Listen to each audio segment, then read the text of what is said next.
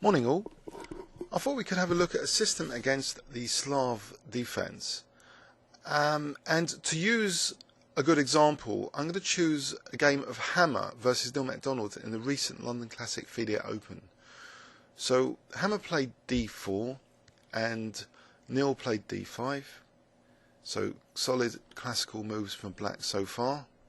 After knight f3, black didn't capture the pawn. He played knight f6, just maintaining his central control and occupation with that pawn on d5. g3, he played c6, so we have that Slav triangle, with the side effect that this bishop's slightly blocked in.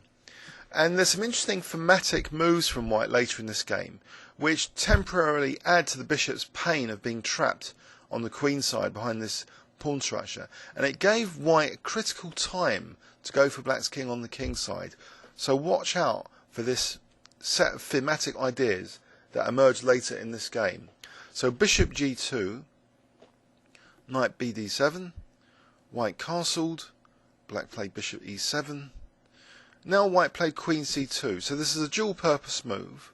It vacates d1 for the rook, and the rook on d1 would be eyeing the queen, which would make the liberation moves c5 and e5 a little trickier in some variations. So it's a key move as part of this system. Not only vacating d1, it also supports the move e4, which will try and dent this triangle, at least remove this part of the triangle, and then further extend the scope of this bishop if this pawn's out of the way. So it's a dual purpose move, this queen c2. So black castled, now with rook d1. So as I mentioned, these liberating moves are a bit discouraged. Now knight c3.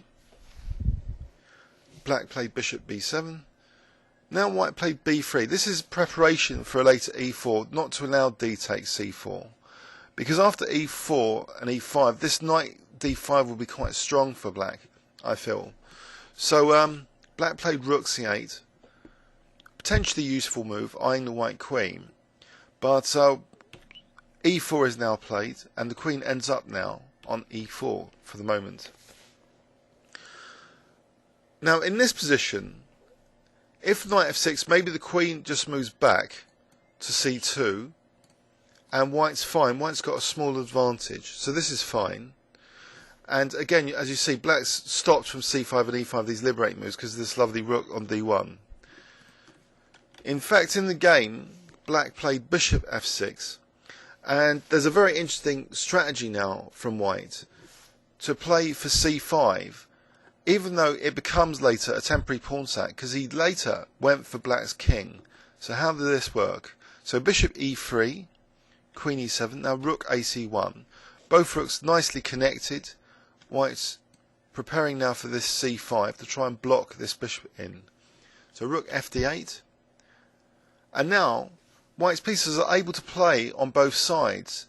This bishop and this queen are trying to play on both sides. So white plays now h4. So it's trying to target this dark square bishop with things like bishop g5. And once this is removed or exchanged off, then these dark squares, especially if g6 is played, will be much weaker. So bishop a8, and now it's c5. So this soon becomes a real pawn sacrifice. For the moment it looks to be horrifically blocking in the bishop, but it's not that bad. The bishop can always go to b7 to a6 potentially. So g6, which weakens the dark squares, and now this bishop g5, very logical response.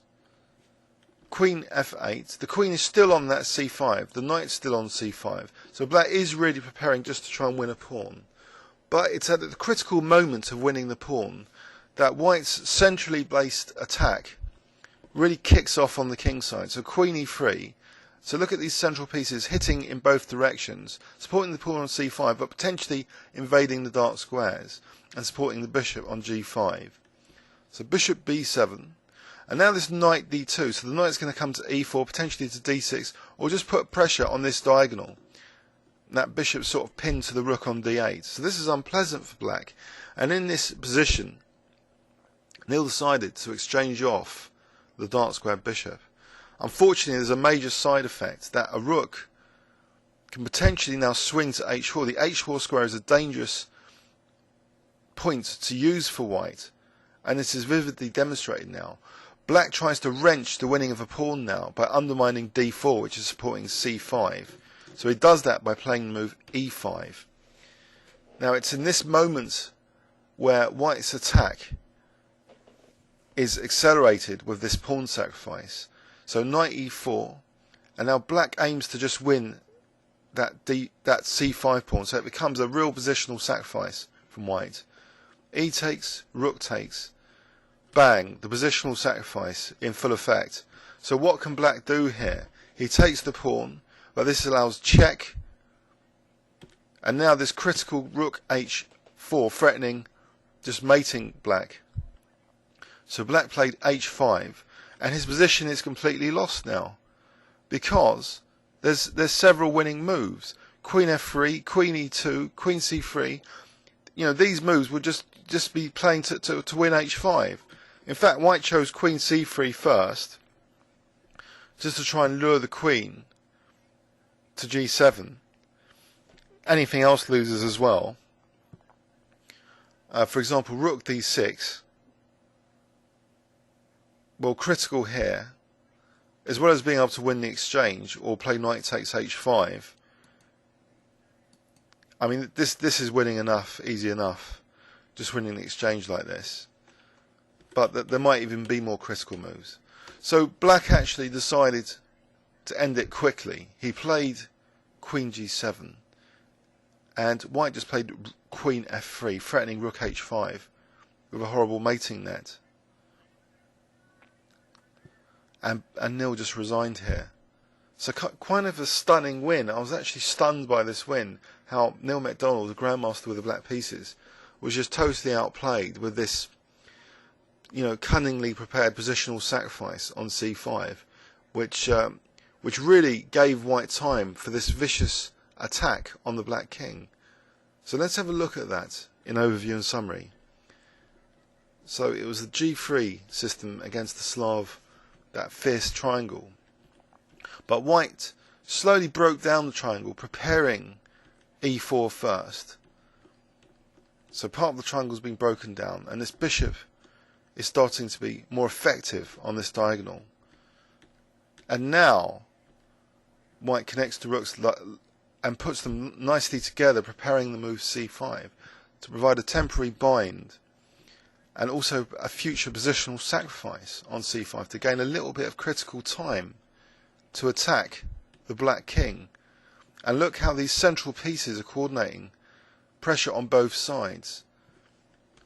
And it's as if black really just wanted to get rid of the c5 pawn in a hurry. So, and he wanted to play for e5 without, you know, getting tactically murdered. So he took on g5. But there's concessions now around his king. The f6, the h6 square, and the h4 square are all critical now for black's king safety after winning this pawn. So white just lost that pawn, but now both these pieces came in for the kill.